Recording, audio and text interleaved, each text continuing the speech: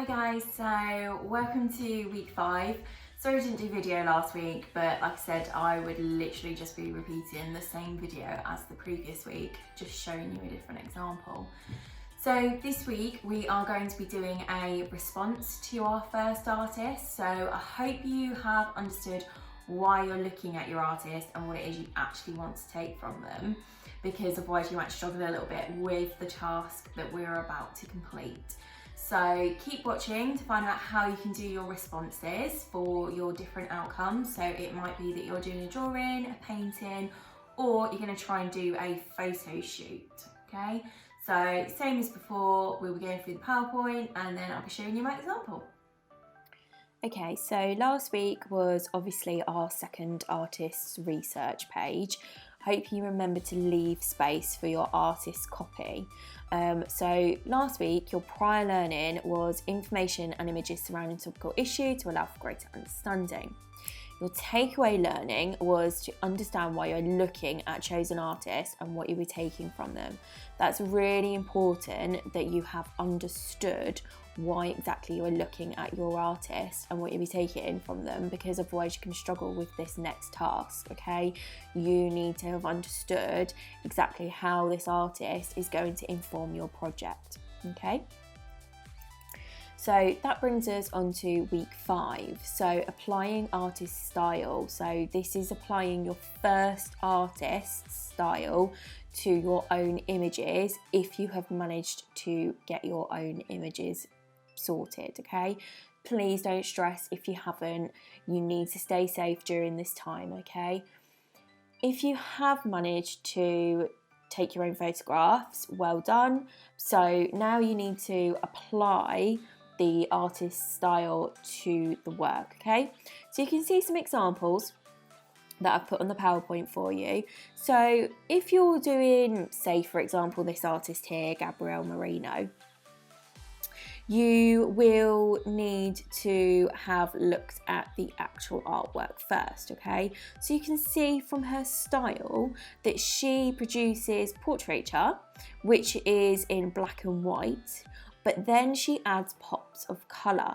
So I would say the pops of colour give the image a different feel. So for example, this one, you get quite a warm tone from it. It could be that there might be some danger because red we associate with danger, for example.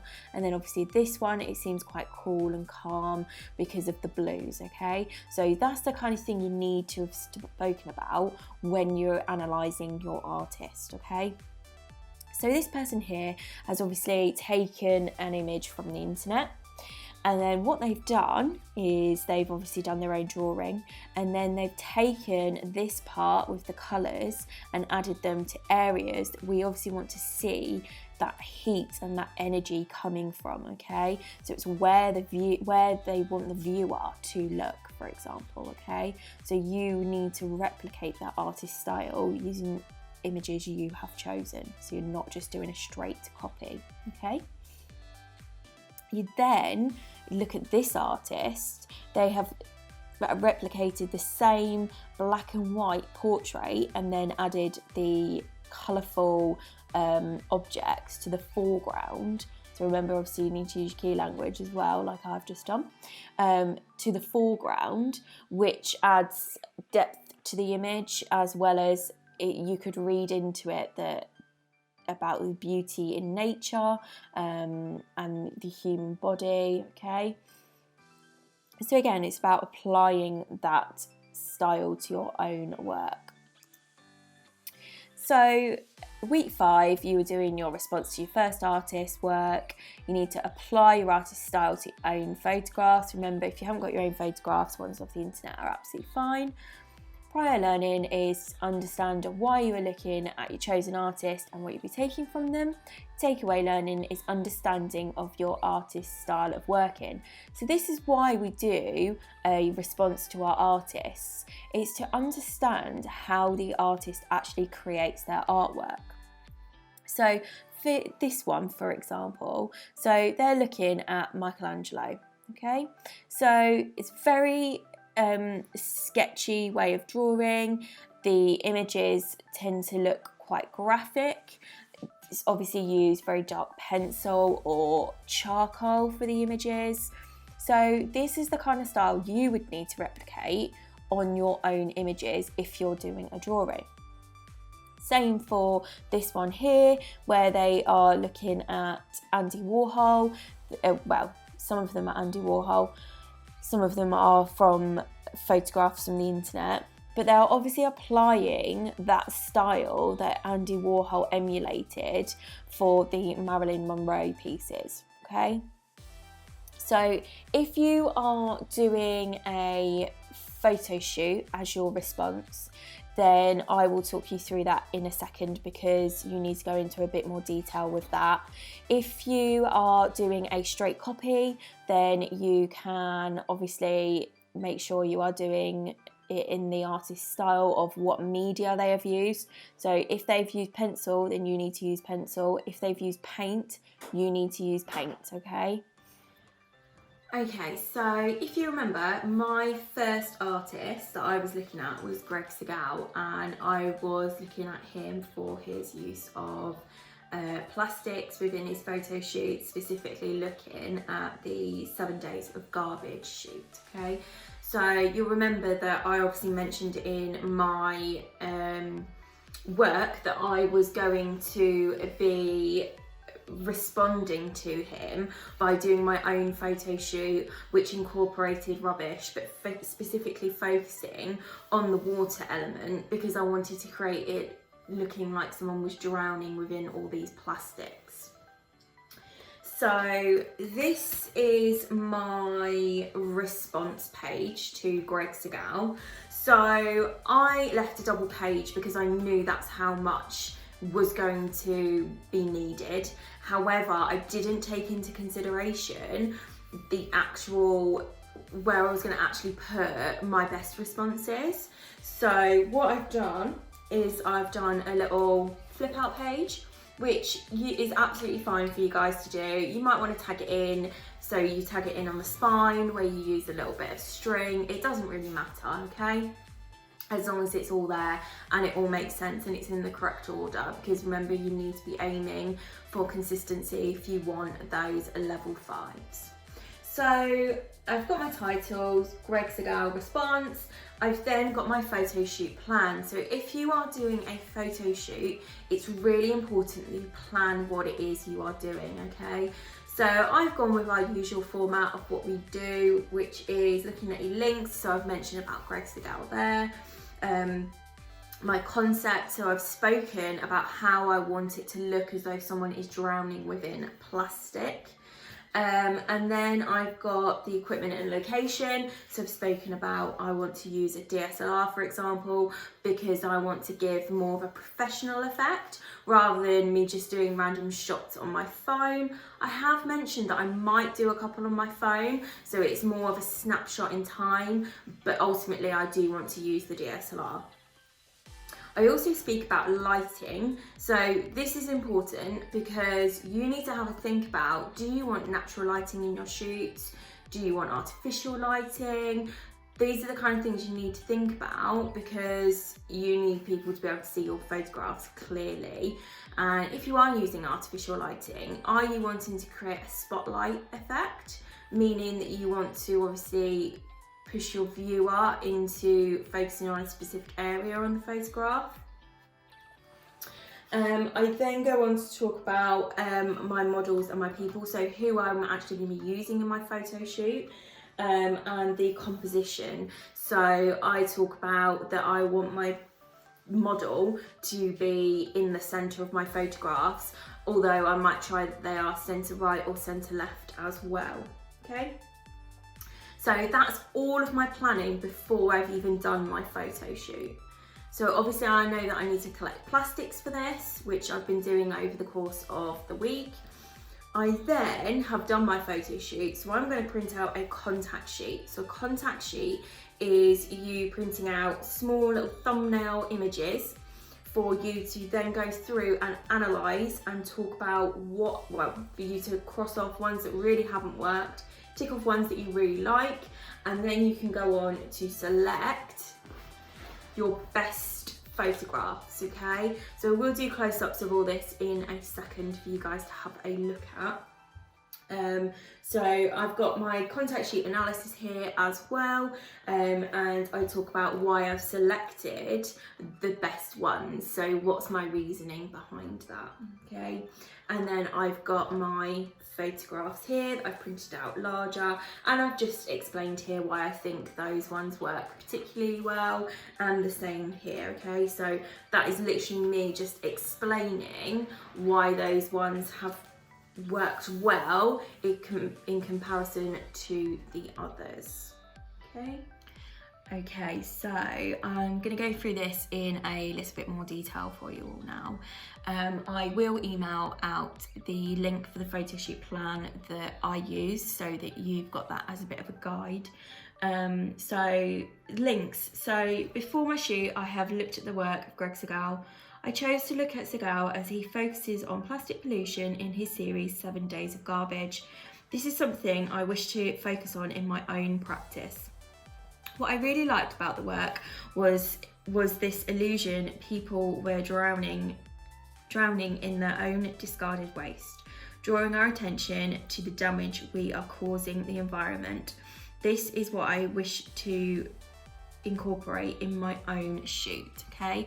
So already from this links and connections, you know exactly who I've looked at and you know where I'm thinking of taking this photo shoot.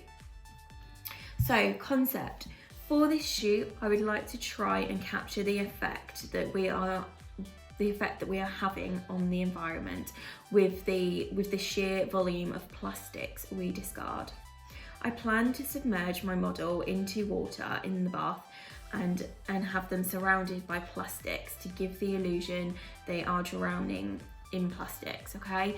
So this one, I haven't written this very well, so I'm gonna have to rewrite this because as you can tell, I've repeated my wordings quite a lot there, okay?